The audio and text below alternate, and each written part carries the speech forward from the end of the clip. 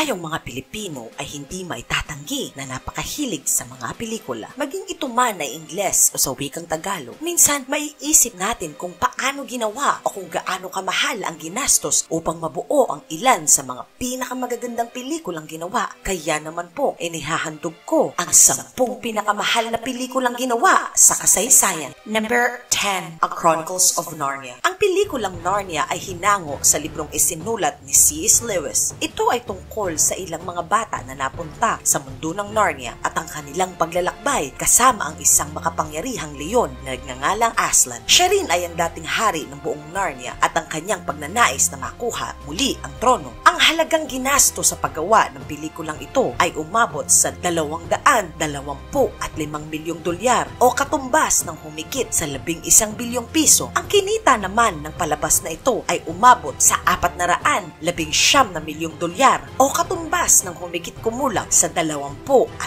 bilyong piso.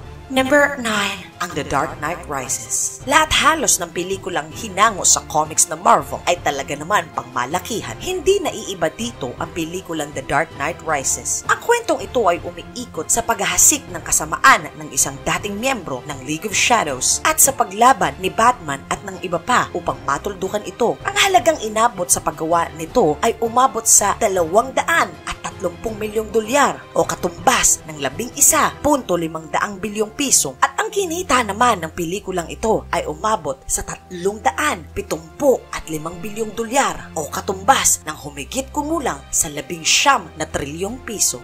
Number 8, ang Avatar. Marami sa atin ay pamilyar sa kwento ng pelikulang ito kung saan tila sa hinaharap ay nagkaroon tayo ng kakayahang pumunta sa malayong parte ng kalawakan at doon ay magmina. Sa planetang Pandora umikot ang kwento ng isang dating sundalo at kung paano siya ay nagkaroon ng panibagong buhay sa bagong planeta kasama ng mga nilalang doon. Ang kabuoang ginastos sa palabas na ito ay umabot sa $237 milyong o katumbas ng humigit kumulang sa 12 bilyong piso at ang pangwalo sa listahan na may pinakamalaking ginastos sa pelikula sa kasaysayan. Ang kinita naman nito ay $2 bilyong o katumbas ng humigit kumulang sa 140 trilyong piso.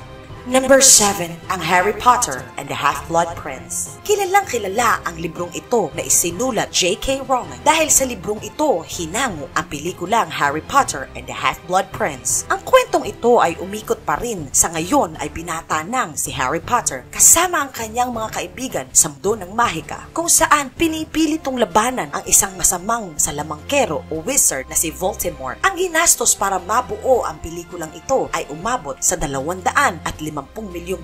Ang kinita naman nito ay umabot sa humigit kumulang $935 milyong o humigit kumulang sa 46 bilyong piso. Number 6, ang The Hobbit and the Battle of Five Armies. Ipinalabas ang pelikulang ito taong 2014. Ang ikatlong bahagi ng librong isinulat ni J.R.R. Tolkien ay umikot sa istorya pa rin ng isang hobbit at sa kanyang mga paglalakbay sa Middle-earth. Ang ginastos para gawin ang palabas na ito ay umabot sa $250 milyong at kumita naman ng humigit kumulang $806 milyong o katumbas ng 40 bilyong piso.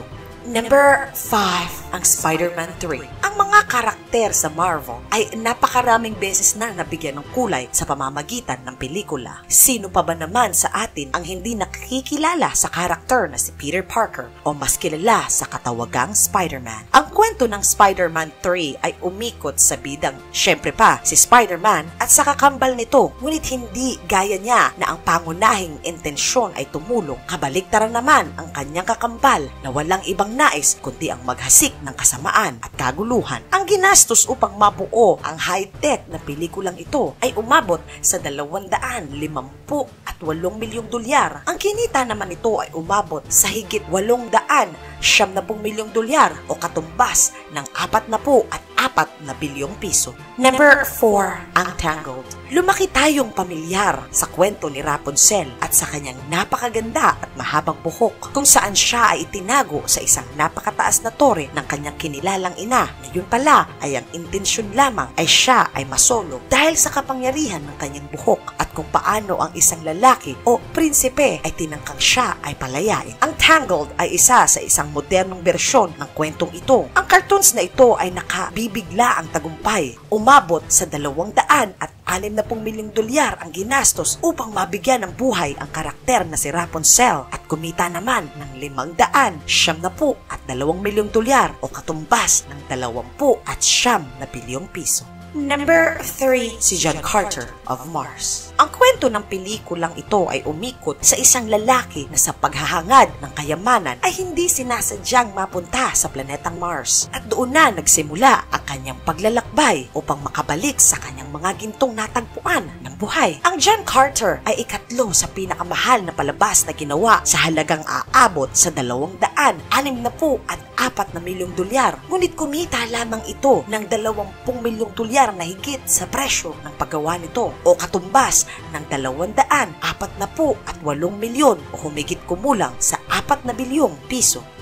Number 2, ang Pirates of the Caribbean at the World's End. Ang pelikulang ito ay ilan sa mga dugtong na klase ng pelikulang sumikat hindi lamang dahil sa maganda ang istorya nito kung hindi dahil na rin sa mahal na pagkakagawa dito. Ang kwento nito ay umiikot sa isang pirata na nagngangalang Jack Sparrow at sa kanyang mga paglalakbay sa karagatan at ang mga taong kanyang nakilala pati na ang mga peligro kanyang dinaanan. Kinampanan ng isa sa mga batikang aktor sa Hollywood na si Johnny Depp, pumapangalawa sa listahan ang Pirates of the Caribbean at the World's End sa listahan dahil ang halaga ng paggawa ng pelikulang ito ay umabot sa 300 milyong dolyar o katumbas ng 15 bilyong piso at tumabo sa takilya humigit sa 48 bilyong dolyar o katumbas ng 960 bilyong piso. Masasabi na ang pelikulang ito ay talaga namang matagumpay.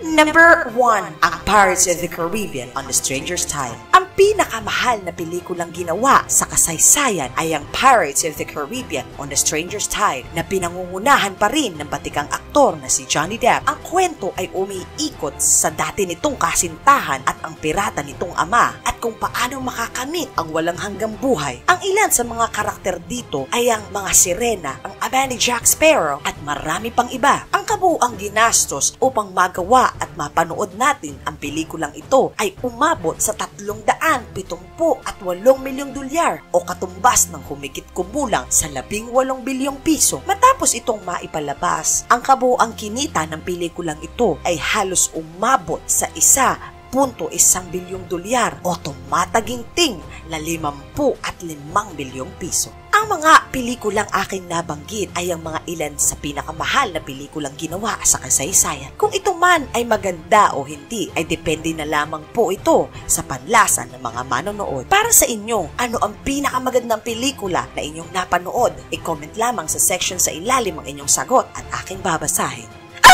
Yan ang 10 pinakamahal na pelikulang ginawa sa kasaysayan. Maraming salamat po sa inyong pakikinig. Huwag pong kalimutan mag-like, mag-share at mag-subscribe para hindi mahuli sa mga susunod pang mga video. Muli po, taos-puso po ang aking pasasalamat sa inyong walang sawang pagsubaybay at pagsuporta sa aking channel. Wala po ako dito kung hindi dahil po sa inyong matyaga at masugid na pagsubaybay. Sa inyo muli po ay maraming salamat po. Ito po si Tinagalog at he's out!